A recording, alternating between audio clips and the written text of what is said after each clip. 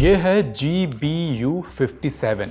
नाम थोड़ा बेतरतीब सा और भारी सा है, काम भी वैसा ही है। ये 13,000 किलो का एक बम है। 13,000 किलो यानी 13 टन, करीब करीब 20 फीट लंबा ये बम है। दुनिया का सबसे बड़ा नॉन न्यूक्लियर बम। इसको कहते हैं मैसिव ऑर्डिनेंस पेनिट्रेटर, यानी एक ऐसा बम जो पहाड़ को भी चीर सकता है, गहरी सख्त चट्टानों और कंक्रीट से बने ठिकानों को आसानी से तबाह कर सकता है। इसके साथ एक खास बात और है, ये एक तरह का टाइम बॉम्ब है, टाइम डिले फ्यूज। मतलब पहले टारगेट तक घुसेगा फिर फटेगा। फटने से पहले ये करीब 200 फीट तक अंदर घुस सकता है।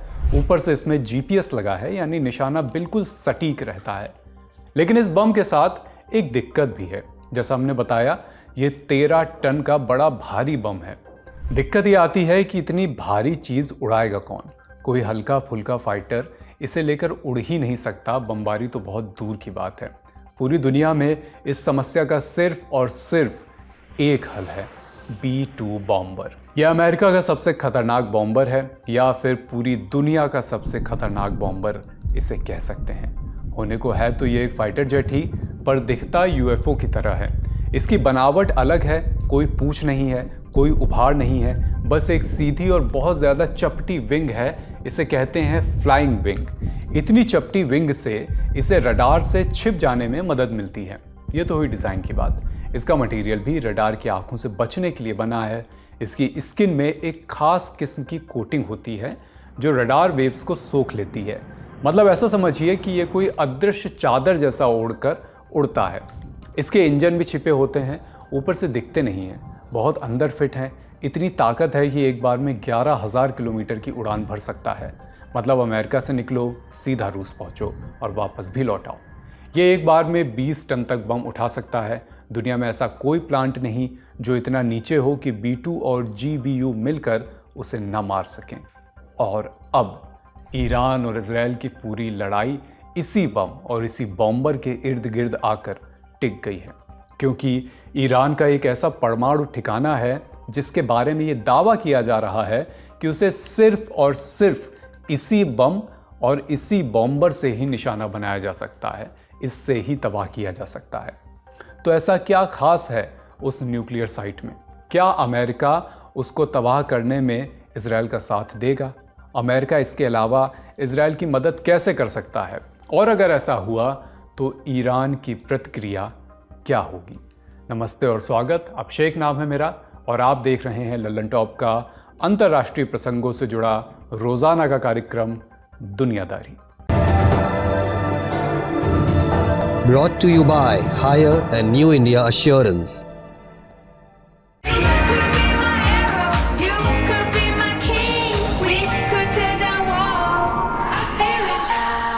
16 जून से एक बहुत बड़ी मिलिट्री मूवमेंट शुरू हुई है। रिपोर्ट्स के मुताबिक अमेरिका से 30 से ज़्यादा टैंकर प्लेन रवाना हुए। ये प्लेन सीधे यूरोप के कुछ ठिकानों पर पहुंचे। यूरोप के अलग अलग देशों में लैंडिंग हुई। ये टैंकर सिर्फ उड़ने के लिए नहीं है, इनका काम है फाइटर जेट्स को हवा में फ्यूल देना, ईंधन देना, ताकि जेट बिना रुके ऑपरेशन चला सकें। इनकी मदद से एक साथ 200 से ज़्यादा फाइटर जेट्स उड़ सकते हैं बिना ज़मीन पर उतरे। अगर अमेरिका खुलेआम इजराइल का साथ दे तो इन्हीं टैंकर विमानों से काम लिया जा सकता है। Life can throw yonkers too. Don't get bowled over. Get insured with Rasta Apatti Kavach policy. Visit our website to know more. पहला, सीरिया और इराक के एयर स्पेस में ये tanker plane Israeli fighter jets की refueling के काम आ सकते हैं, क्योंकि तेल अवीव और तेहरान की दूरी करीब करीब 1,500 किलोमीटर है। इसलिए फाइटर जेट्स को हवा में रीफ्यूलिंग की ज़रूरत पड़ेगी। एक्सपर्ट्स का मानना है कि अमेरिका अगर रिफ्यूलिंग में मदद करता है तो इजराइल की बमबारी कई गुना तक बढ़ भी सकती है। दूसरा, अमेरिका अगर खुद भी बमबारी करनी शुरू कर दे तो उसके फाइटर जेट्स को भी रिफ्यूलिंग की ज़रूरत पड़ेगी। ऐसी स्थिति में भी ये टैंकर्स काम आ सकते हैं। दूसरी तरफ देखिए कि समंदर में भी हलचल है। USS निमिट्ज, यह अमेरिका का एक बड़ा एयरक्राफ्ट करियर है जिसे वियतनाम जाना था, लेकिन अब वो मुड़ चुका है। ये ग्रुप साउथ चाइना सी से निकला और अब खाड़ी की तरफ बढ़ रहा है। ज़रूरत पड़ने पर यह ग्रुप अपने साथ 5,000 सैनिक और करीब 60 एयरक्राफ्ट्स अपने पास रख सकता है। यहाँ से सीधे ईरान पर बमबारी भी की जा सकती है। अमेरिका का एक एयरक्राफ्ट करियर पहले से ही वहाँ मौजूद है, यूएसएस कार्ल विंसन। अमेरिका ने इसकी मदद से मार्च 2025 में हूथियों पर बमबारी की थी। खबर है कि अगले हफ्ते यूएसएस गेराल्ड आर फोर्ड भी यूरोप भेजा जा रहा है। यह अमेरिका का सबसे नया एयरक्राफ्ट करियर है। इस तरह का मिलिट्री बिल्टअप रूटीन मूवमेंट से बिल्कुल मिलता जुलता नहीं है। इसका मतलब हो सकता है एयर स्ट्राइक की पूरी तैयारी, सब कुछ बहुत सोचा समझा हो सकता है। अमेरिकी रक्षा मंत्री पीट हेग्सेट ने मीडिया से इस बारे में एक टिप्पणी भी की, कहा कि ये डिप्लॉयमेंट डिफेंसिव पोजीशन मजबूत करने के लिए है, लेकिन असली मकसद कुछ और भी हो सकता है। अमेरिकी अधिकारियों ने रॉयटर्स को बताया कि इसके तहत डोनाल्ड ट्रंप को ऑप्शंस दिए जा रहे हैं ताकि अगर इजरायल और ईरान की लड़ाई में अमेरिका कूदना चाहे तो तैयारी पूरी रहे। लेकिन सिर्फ इतनी तैयारी से ईरान के अंडरग्राउंड न्यूक्लियर ठिकाने पूरी तरह तबाह नहीं किए जा सकेंगे। हम ऐसा क्यों कह रहे हैं? जवाब समझने के लिए ईरान की एक न्यूक्लियर साइट की कहानी सुनिए। फोर्दो ईरान की न्यूक्लियर प्रोग्राम का सबसे अहम ठिकाना है। तेहरान से करीब 96 किलोमीटर दूर है, पहाड़ियों में छिपा हुआ है। सैटेलाइट इमेज से इसकी कुछ तस्वीरें सामने आई हैं, वो आप देख सकते हैं। बस एक ही चेक पॉइंट दिखता है, अंदर जाने का रास्ता वहीं से है। चारों तरफ बाड़ेबंदी है, एयर डिफेंस बैटरियों का घेरा है, आसपास ऊंची नीची पहाड़ियां हैं, यहीं इसकी ढाल है। माना यह जाता है कि फोर्दो ज़मीन से 80 से 90 मीटर नीचे है, अंडरग्राउंड है, यानी 260 से 300 फीट पत्थरों के नीचे छिपा हुआ, और उन पत्थरों को भी कंक्रीट से मजबूत किया गया है। इस जगह के ऊपर सिर्फ एक बड़ी सपोर्ट बिल्डिंग है, वहीं से एक सड़क निकली है जो बाहर की सपोर्ट साइट से जुड़ती है। फोर्दो में 6 सुरंग हैं, 2 मेन सुरंगों में यूरेनियम एनरिचमेंट के सेंट्रीफ्यूज लगे हैं, बाकी छोटी सुरंगें सपोर्ट सिस्टम के लिए हैं। पहले ये ठिकाना ईरान की रिवॉल्यूशनरी गार्ड्स के लिए बना था, लेकिन 2009 में वेस्टर्न इंटेलिजेंस ने इसका पर्दाफाश कर दिया। तब ईरान को इसकी मौजूदगी स्वीकारनी पड़ी। ईरान कहता है कि निर्माण 2007 में शुरू हुआ, जबकि रिपोर्ट्स के मुताबिक इसकी तैयारी 2002 में ही शुरू हो चुकी थी। यहाँ लगे सेंट्रीफ्यूज में IR-6 जैसे मॉडर्न मॉडल शामिल हैं। ये 60% तक यूरेनियम एनरिचमेंट कर सकते हैं, यानी हथियार बनाने की दिशा में एक बड़ा कदम। सैटेलाइट तस्वीरों के मुताबिक जून 14 को साइट सही सलामत थी, यानी या तो हमला नहीं हुआ था या हुआ भी था तो बेअसर रहा था। इजराइल के पास बंकर बस्टर बम जरूर है, लेकिन वो 10 मीटर से ज़्यादा नीचे तक नहीं जा सकते।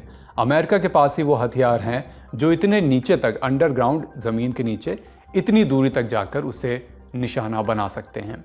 हमने उसके बारे में शुरू में ही आपको बताया। अब ज़रा एक नक्शा देखिए, ये डिएगो गार्सिया बेस है। डिएगो गार्सिया हिंद महासागर में अमेरिकी एयरबेस है। यहाँ से ईरान की दूरी करीब 3700 किलोमीटर है, लेकिन यही वो जगह है जहाँ से B-2 स्टील्थ बॉम्बर उड़ सकता है। अप्रैल की सैटेलाइट तस्वीरों में यहाँ 6 B-2 बॉम्बर दिखे थे। उसी दौरान अमेरिका ने ईरान के साथ न्यूक्लियर डील पर बातचीत भी शुरू की थी। हालांकि फ़िलहाल ये बॉम्बर्स यहाँ पर हैं या नहीं, इसकी पुष्टि नहीं है। दूसरी तरफ जानकार ये भी मानते हैं कि इसके इस्तेमाल के बावजूद गारंटी नहीं कि फोर्दो को अमेरिका या इजराइल चाह कर भी तबाह कर पाएंगे, क्योंकि इसकी गहराई बहुत ज़्यादा है और अंदर की सुरंगें कितनी मजबूत हैं ये सिर्फ ईरान जानता है। अगर वो पहले से जानता है कि हमला किस बम से होगा तो मुमकिन है कि उसने सुरक्षा की भी वैसी तैयारियां की होंगी। हमने जानकारों से इस सिलसिले में बात की, उन्होंने क्या कहा वो भी सुनिए। देखिए, बहुत सारी इसके अंदर कयास हैं, बहुत सारे आकलन हैं, क्योंकि B-2 स्टेल्थ बॉम्बर और उसके अंदर लगने वाले GBU-57 बम, जिसे कि मास ऑर्डिनेंस पेनिट्रेटर कहा जाता है, बंकर बस्टर कहा जाता है, इस बम का इस्तेमाल इससे पहले कभी नहीं हुआ है। ख़ास तौर पर ये न्यूक्लियर रिएक्टर को तबाह करने के लिए तो इस्तेमाल और भी नहीं हुआ है, क्योंकि किसी भी मुल्क का डीन्यूक्लियराइजेशन या न्यूक्लियर प्लांट उसके ख़त्म करने जैसा प्रयोग या कहा जाए मिलिट्री ऑपरेशन इससे पहले नहीं हुआ है। ये पहला मौका होगा जब कोई ऐसा करने का प्रयास करेगा। जहाँ तक फोर्दो का सवाल है, फोर्दो एक बहुत ही सेफ सिक्योर फैसिलिटी मानी जाती है, चूँकि ये पहाड़ के नीचे है, लेकिन अभी किसी को नहीं पता है एग्जैक्टली कि उसकी डेप्थ जो है वो ज़मीन के नीचे कितना है, किस जगह पर है, क्योंकि जो भी सैटेलाइट इमेजरी उपलब्ध है उसके अंदर केवल आपको कुछ टनल एंट्रेंस और कुछ शेड नज़र आते हैं। उसको लेकर अलग अलग किस्म के आकलन हैं। कुछ लोगों का कहना है कि वो 800 मीटर नीचे है ज़मीन से, कुछ लोगों का कहना है कि वो कुछ कई सौ फीट नीचे है, तो एग्जैक्टली इसका आप जैसे आकलन करें कितना नीचे है, किस जगह पर है, और साथ ही पहाड़ के नीचे भी किस लोकेशन के ऊपर वहाँ जो सेंट्रीफ्यूजेस हैं वो लगाए गए हैं, वहाँ पर कितना फिसाइल मटेरियल है, ये भी अभी आकलन में नहीं पता है किसी को। 13 जून के बाद से लगातार इजरायल ने ईरान के न्यूक्लियर ठिकानों को निशाना बनाया है। ईरान के परमाणु वैज्ञानिकों पर भी बमबारी हुई है, जिनमें से कुछ की मौत की पुष्टि भी हो चुकी है। कई न्यूक्लियर साइट्स को नुकसान पहुंचा है। मैक्सर टेक्नोलॉजीज और प्लैनेट लैब्स ने कुछ तस्वीरें जारी की हैं। इनसे पता चलता है कि ईरान के न्यूक्लियर ठिकानों को भारी नुकसान हुआ है। सैटेलाइट तस्वीरों में नतांज प्लांट पर भी तबाही देखी जा सकती है। कई इमारतें क्षतिग्रस्त हुई हैं। IAEA ने 17 जून को बताया कि नतांज के अंडरग्राउंड हिस्सों पर भी असर पड़ा है। पायलट फ्यूल एनरिचमेंट प्लांट को पूरी तरह तबाह कर दिया गया है। ये प्लांट 60% तक यूरेनियम एनरिचमेंट करता था। अब तक तो आपको भी रट चुका होगा कि 90% पर बम बन जाता है। इसके अलावा इस्फहान न्यूक्लियर साइट पर भी बमबारी हुई है। यहाँ पर 4 इमारतों को नुकसान पहुँचा है, लेकिन सभी हमलों में ज़मीन के नीचे अंडरग्राउंड जो संरचनाएं हैं उनको खास नुकसान पहुँचा हो ऐसी जानकारी नहीं मिली। यानी इजराइल की बमबारी ने ऊपरी हिस्सों को नुकसान पहुँचाया है, लेकिन अंदर तक नहीं घुस सकी हैं। यानी इजराइल की फोर्दो ही नहीं, बाकी ठिकानों को भी तबाह करने में ट्रंप की मदद चाहिए ही होगी। ऐसे में सवाल उठता है कि क्या अमेरिका इस बम का इस्तेमाल करने की तैयारी कर रहा है? क्या ट्रंप साथ देने के लिए तैयार है? 18 जून को भी ट्रंप ने व्हाइट हाउस में एक मीटिंग की, व्हाइट हाउस के सिचुएशन रूम में। ये इस हफ्ते सिचुएशन रूम की दूसरी मीटिंग थी। इसमें उनके टॉप मिलिट्री अफसर, खुफिया चीफ और कुछ सलाहकार शामिल थे। लेकिन पहली मीटिंग की तरह इसमें भी कुछ नया ऐलान नहीं हुआ। चुपचाप सब बाहर आ गए। इस मीटिंग के बाद अमेरिकी अखबार वॉल स्ट्रीट जर्नल ने सूत्रों के हवाले से एक रिपोर्ट छापी। दावा किया कि ट्रंप ने प्राइवेटली हमले की मंजूरी दे दी है, लेकिन फाइनल डिसीजन अभी नहीं लिया गया। उन्हें उम्मीद है कि ईरान अपना न्यूक्लियर प्रोग्राम पूरी तरह बंद करने के लिए राजी होगा, लेकिन ट्रंप ऐसे वक्त में कूटनीति का इंतजार क्यों करेंगे, ये भी एक सवाल है।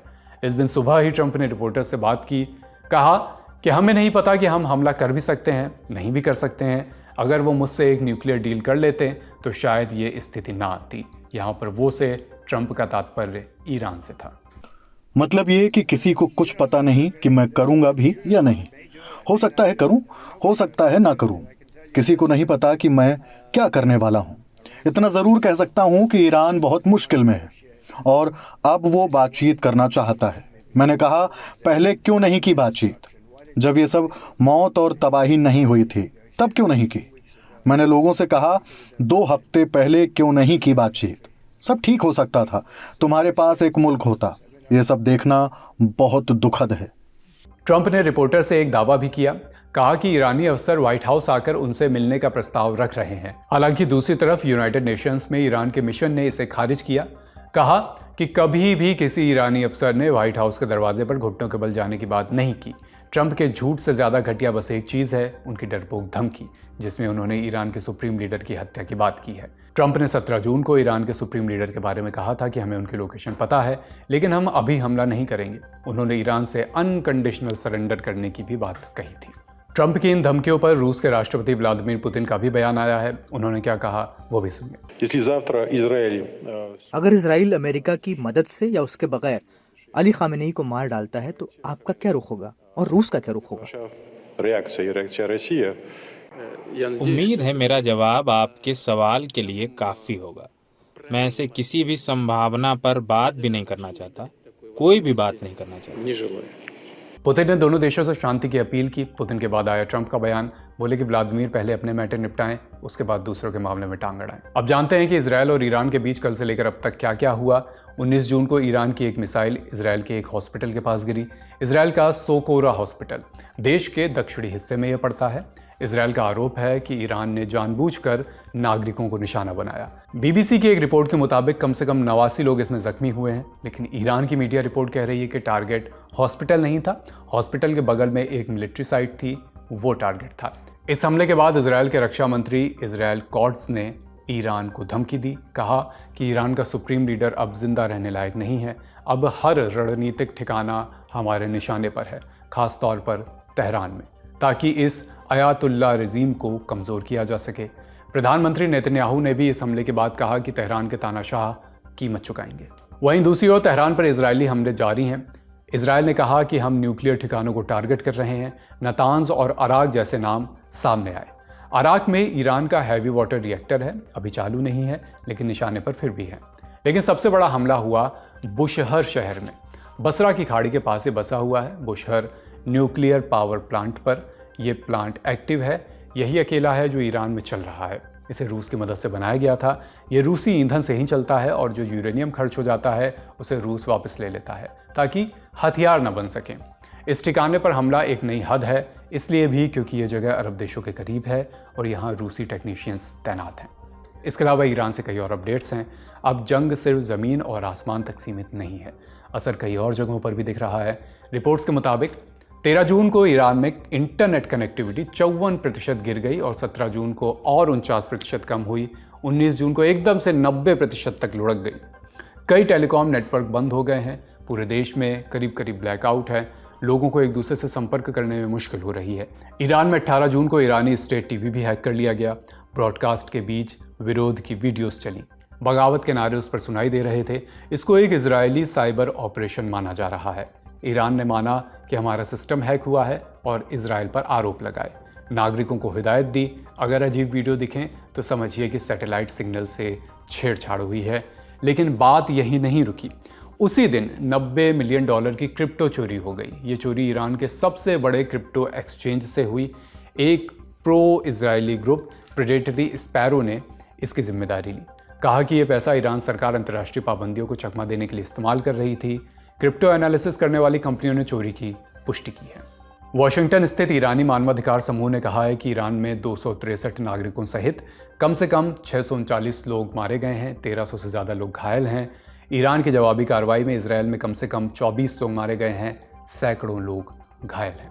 आशा करते हैं कि ये कॉन्फ्लिक्ट जल्द से जल्द रुके और न सिर्फ ये कॉन्फ्लिक्ट बल्कि दुनिया के अलग अलग हिस्सों में जो भी लड़ाइयाँ चल रही हैं जल्द से जल्द वहाँ पर शांति बहाल हो। बड़ी खबर यहीं तक, अब सुर्खियों का रुख करते हैं। पहली सुर्खी प्रधानमंत्री नरेंद्र मोदी के क्रोएशिया दौरे से जुड़ी हुई है। 18 जून को पीएम मोदी क्रोएशिया की राजधानी जाग्रेब पहुंचे। इससे पहले उन्होंने G7 समिट में शिरकत की थी और उसके बाद साइप्रस दौरे पर भी गए थे। क्रोएशिया दौरा उनके इस दौरे का आखिरी पड़ाव था। किसी भी भारतीय प्रधानमंत्री का यह पहला क्रोएशिया दौरा था। एयरपोर्ट पर उनका स्वागत करने खुद वहां के प्रधानमंत्री आंद्रेज प्लेंकोविच पहुंचे थे। पीएम मोदी को गार्ड ऑफ ऑनर दिया गया। इसके बाद एयरपोर्ट से होटल के लिए वो रवाना हुए। इस दौरान रास्ते में भारी भीड़ थी। जाग्रेब की सड़कों पर प्रवासी भारतीय उमड़े हुए थे। स्थानीय लोगों ने भी स्वागत किया। भारत माता की जय और वंदे मातरम के नारे लगे। होटल पहुंचने पर भी प्रधानमंत्री का पारंपरिक अंदाज में स्वागत हुआ। भारतीय नृत्य भी प्रस्तुत किए गए। इसके बाद पीएम मोदी ने भारतीय समुदाय से वहां पर मुलाकात की। क्रोएशिया में 17,000 से भी ज्यादा भारतीय रहते हैं। इसके बाद पीएम मोदी और क्रोएशिया के प्रधानमंत्री प्लेंकोविच के बीच बातचीत हुई। पीएम मोदी ने कहा कि आतंकवाद मानवता का दुश्मन है, लोकतंत्र में विश्वास रखने वाली शक्तियों का विरोधी है। क्रोएशियाई प्रधानमंत्री ने भारत में हुए आतंकी हमलों पर शोक जताया। कहा, हम इस लड़ाई में भारत के साथ हैं। बैठक में कई अन्य अहम चर्चाएं भी हुई। कुछ समझौतों पर दस्तखत भी हुए। आज का दुनियादारी यहीं समाप्त होता है। अपना और अपनों का ख्याल रखिए। ललन टॉप देखते रहिए। शुक्रिया। शुभ रात्रि।